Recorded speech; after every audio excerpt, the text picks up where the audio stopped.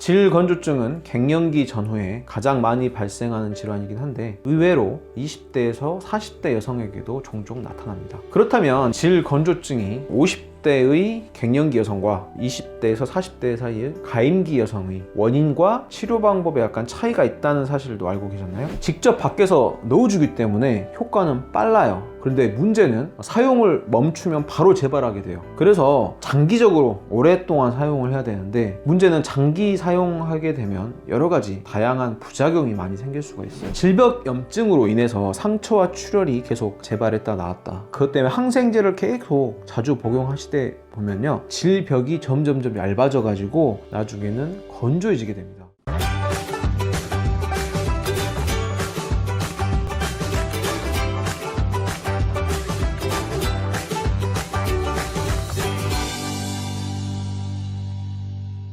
안녕하세요. 자궁단소 치료중심 여성질환 전문 이음여성한의원 대표원장 김우성입니다. 여성의 질 내부는 부드러운 점막 구조로 되어 있습니다. 우리 입 안처럼 촉촉하고 말랑말랑한 상태라고 보시면 되는데요. 언제나 이렇게 촉촉하고 말랑한 상태로 있으면 좋겠지만 그렇지 않고 건조하고 거칠어진 상태가 되는 분들도 계십니다. 바로 이런 상태를 질건조증이라고 합니다. 사실 질건조증이 있어도 평소엔 불편함을 잘 못 느끼는 경우가 많은데요. 나중에 관계를 할 때 질 내부가 이제 건조하고 뻑뻑하다 보니까 통증을 느껴가지고 알게 되는 경우가 많아요. 질건조증은 갱년기 전후에 가장 많이 발생하는 질환이긴 한데 의외로 20대에서 40대 여성에게도 종종 나타납니다. 그렇다면 질건조증이 50대의 갱년기 여성과 20대에서 40대 사이의 가임기 여성의 원인과 치료 방법에 약간 차이가 있다는 사실도 알고 계셨나요? 이번 영상에서는요, 나이에 따른 질건조증의 치료법 차이에 대해서 알아보고 한의학에서는 이걸 어떻게 치료하는지 제 진료 경험을 바탕으로 설명드려 볼까 합니다.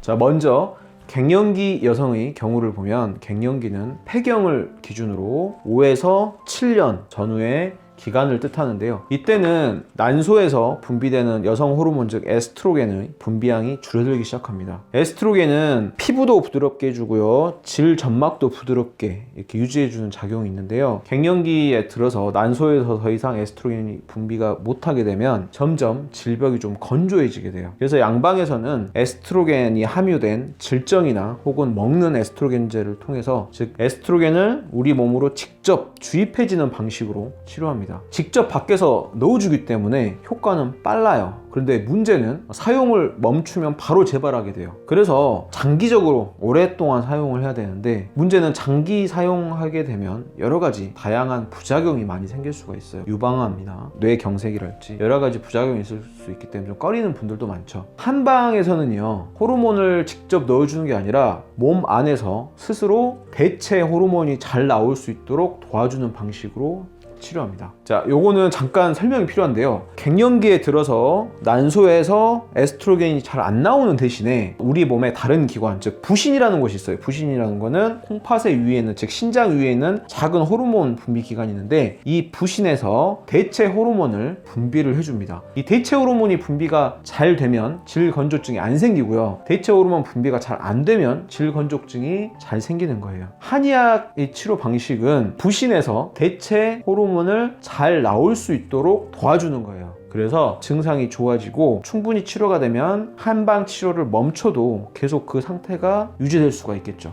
갱년기가 아닌 가임기 여성의 경우를 보면요, 20대에서 40대 여성의 질건조증은 흔한 건 아니지만 그래도 분명 고통받는 분들이 계십니다. 원인을 보면 갱년기 여성과는 좀 달라요. 직접적인 어떤 여성 호르몬의 문제인 것보다는 다른 다양한 문제들로 발생하게 되는데요. 크게 두 가지 정도로 보자면 첫 번째는 잦은 질염 때문에 질 내의 상피세포가 얇아지면서 건조해지는 게 있고요. 두 번째는 골반 혈액순환의 문제로 질 주변으로 혈액순환이 안 돼서 생기는 겁니다. 가임기 젊은 여성들은 잦은 성생활이나 과로, 스트레스 등으로 인해서 질염을 만성적으로 앓는 분들이 많으신데요. 질벽염증으로 인해서 상처와 출혈이 계속 재발했다 나았다. 그것 때문에 항생제를 계속 자주 복용하시되 보면요, 질벽이 점점 얇아져 가지고 나중에는 건조해지게 됩니다. 이때는 먼저 어떤 만성적인 염증 증상을 개선하면서 질건조증 치료를 같이 하는 방향으로 가야 됩니다. 다음으로 만일 골반 순환이 나빠져서 즉 질 주변 혈액 순환이 나빠진 경우에는 생리통이나 생리불순, 아랫배 통증 등의 증상을 질 건조증과 겸할 수가 있고요. 이때는 골반의 혈액 순환을 개선하는 한약 처방을 하면 질 건조증 또한 개선이 될 수가 있습니다. 여기서 중요한 것은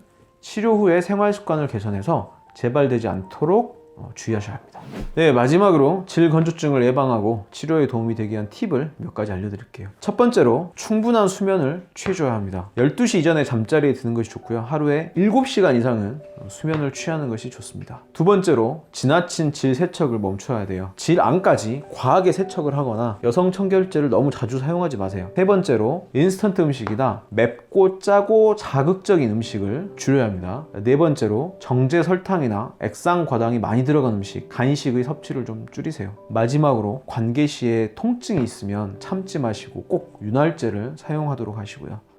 오늘 내용 핵심 사항 잠깐 정리해 볼게요. 질벽이 건조해서 생긴 질 건조증은 관계 시에 통증을 유발해서 삶의 질을 좀 낮출 수가 있는데 발생하는 연령에 따라서 원인과 치료 방법이 다르다는 것을 좀 설명드리고 싶었어요. 가장 많이 발생하는 50대 전후의 갱년기 여성에는 에스트로겐의 분비 부족이 가장 큰 원인이기 때문에 이때는 이제 대체 호르몬의 분비가 잘 되는 방향으로 치료를 한다는 것이 핵심이었고요. 20대에서 30대, 40대 한참 성생활이 활발한 혹은 직장생활이 활발한 가임기 여성에서는 질염의 반복적인 재발, 이것 때문에 질벽이 약해서 건조해질 수 있다. 두 번째는 질 근처로 혈액순환이 잘 안 돼가지고 생리통, 생리불순들을 겸하면서 생길 수 있다. 그렇기 때문에 그 원인에 따라서 이거를 잘 치료하는 것이 좋다. 이런 내용이었습니다. 오늘 내용 참고하셔서 질 건조증 있으시다, 혹은 뭐 진단을 받았진 않더라도 애인이나 배우자와 관계 시에 통증이 있다, 이러신 분들은 내용에 따라서